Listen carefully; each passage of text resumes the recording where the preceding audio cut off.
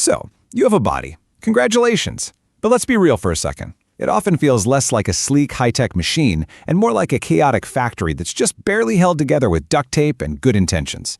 Well, this is the user manual they forgot to give you. You know that feeling, right? One day you're full of energy, the next day a flight of stairs feels like Mount Everest. You eat a salad and somehow feel bloated, while your friend demolishes a pizza and then goes for a run. Look, it's not just you. Your body is often just winging it. And here's why. You are basically the CEO of a biological factory that's running on software that's millions of years old, it's staffed by a crew of bizarre chemicals, and it's fueled by, well, whatever you happen to be eating. So let's take a little tour of the plant, shall we? Okay, first stop, the receiving dock. This is where your lunch, that perfectly good sandwich, goes to be violently disassembled and sorted into tiny useful bits. Frankly, it's a miracle this process works at all. It all starts in the mouth, which is basically a glorified shredder. From there, your food gets dropped into the stomach, which is a literal vat of acid. Then it moves into the intestines, this absurdly long conveyor belt lined with these little grabby fingers called villi that snatch up all the good stuff. And finally, anything that's actually useful gets sent over to the liver. Think of the liver as the factory's main control center, deciding what goes where. So, after all that shredding and dissolving and sorting, what's the point? What is your factory actually looking for? Well, it turns out that after all that work, it really only cares about 3 specific raw materials. Everything else is kind of just packaging. First up, we've got carbohydrates. Just think of carbs as pure, high-octane gasoline. It doesn't matter if it's from a brownie or a piece of broccoli. The factory's main goal is to break it all down into one simple sugar, glucose. This is its absolute favorite, fastest-burning fuel. But see, the factory uses this gasoline in 2 very different ways. Simple carbs, sugar, white bread, that's like rocket fuel. You get this huge immediate blast of energy and then a spectacular crash. Complex carbs, on the other hand, the stuff from veggies and whole grains, that's more like a slow-burning log in the fireplace. It provides steady, reliable energy that keeps the whole factory humming along all day. Next up, fats. Now, they get a really bad rap, but they are absolutely essential. Saturated fats are like the stiff bricks of the factory. You need them for solid walls and structure, but yeah, you don't want to overdo it. Unsaturated fats, those are the flexible, oily parts that keep all the gears lubricated and moving smoothly. And then there are trans fats. These guys are just evil imposters. They're industrial saboteurs that literally gum up the machinery and break everything. Just avoid them, seriously. And finally, we get to protein.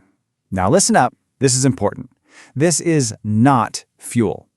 This is the factory's maintenance department. It's the collection of all the spare parts, the nuts, bolts, and girders called amino acids that the factory uses to repair itself and build new stuff. But here's the catch. Your factory is pretty smart, but it can't make all the parts it needs from scratch. There are 9 specific types of these amino acids that it just has to import from the outside. If you don't eat them, the repair crew is just standing around with empty tool belts, and the whole factory slowly starts to fall apart. So let's just do a quick recap. Carbs are that instant gasoline that your body is constantly screaming for. Fats are the long-term reserve fuel that it loves to just save in these giant tanks for later. And protein? That's for doing actual work and repairs, which, let's be honest, your body sometimes sees as a chore compared to that easy, quick high from carbs. Okay, so we've got our raw material sorted, but how does the factory actually turn that fuel into power? Like, how does it turn the lights on? For that, we gotta go visit the power plant. I mean, it's not like your cells have tiny little combustion engines running inside them. The whole process is actually way more elegant, and it all comes down to one single kind of magical molecule. Meet ATP. That's it. This is the universal energy currency of your body. The best way to think about it is like a power-up coin from a video game. Every single thing your body does, from thinking a thought to lifting your arm, costs some ATP coins. The factory's main job, 24/7, is to turn carbs and fats into a fresh supply of these coins.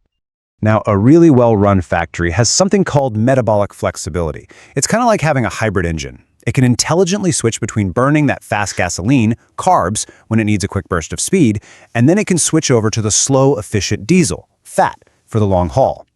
An inefficient factory, it just gets stuck burning sugar all the time, and that causes a ton of problems.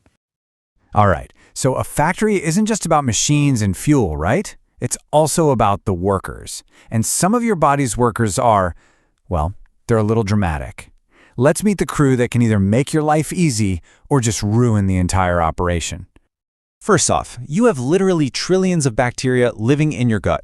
Think of them as your weird roommates. When you treat them well, give them good food, they're super helpful. They help with digestion, they keep things clean.